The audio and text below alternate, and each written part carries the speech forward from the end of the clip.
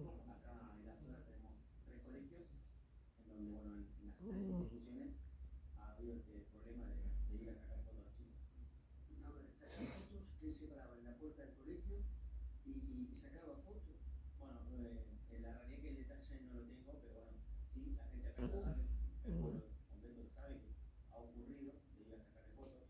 Bueno, puede ser también a la salida, o en momentos de recreo, por ahí, cosas así. Pero como dicen que gran parte del pueblo de Nueva Rubio, antes de la desaparición de Loma, sabía de la práctica del comisario. ¿Podría ser